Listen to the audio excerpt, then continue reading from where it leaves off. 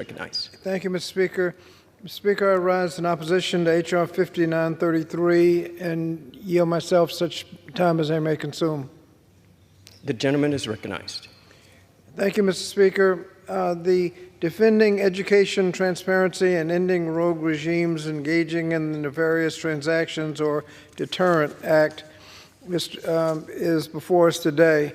Historically, collaborations with global partners and careful federal investments in research have enabled our universities and colleges and universities to make bold, forward-thinking strides in health science and technology for people around the world.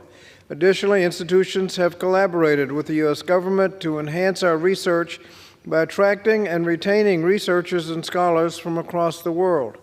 These partnerships help drive intellectual and campus diversity, strengthen inner workings of our economy, and give us an undeniable competitive edge.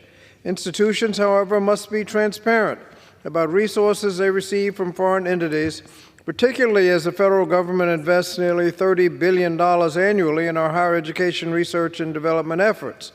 And some colleges and universities, unfortunately, have not complied with all of their responsibilities in those disclosures. Regrettably, H.R. 5933 does nothing to meaningfully protect research security at colleges and universities. For example, colleges must report any gift from a representative of a, quote, country of concern, no matter the value, even a cup of coffee. Faculty's information is then shared in a publicly searchable database, regardless of whether the action was nefarious or not. This is excessive and burdensome, to say nothing about the potential discriminatory effect that it would disincentivize universities from conducting critical research using collaborative partners from around the world. It would force them to deviate from established compliance and reporting guidelines under Section 117 of the Higher Education Act. Schools are already grappling with recruiting and retaining students and scholars, and if passed, H.R. 5933 will stall decades of innovative progress and jeopardize global research initiatives. Students and faculties are already calling on Congress to improve our higher education system and address discrimination on campus. However, certain provisions of this bill would only exacerbate the ongoing culture wars that have consumed my colleagues in Congress. For example, the legislation singles out partnerships with certain countries, targeting researchers based solely on their nationality.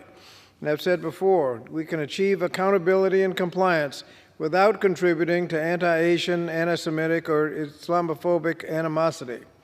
As I've offered a thoughtful alternative to improve Section 117 compliance and support institutions as they evaluate and implement their research integrity and foreign influence policies, and that alternative will be offered during the amendment process.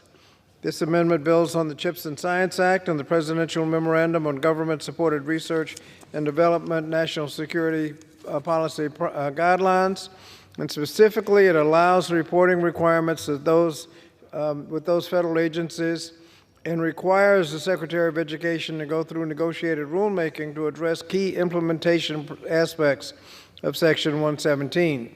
We must take targeted and thoughtful steps to protect our research and development initiatives without jeopardizing our global partnerships that will benefit us all.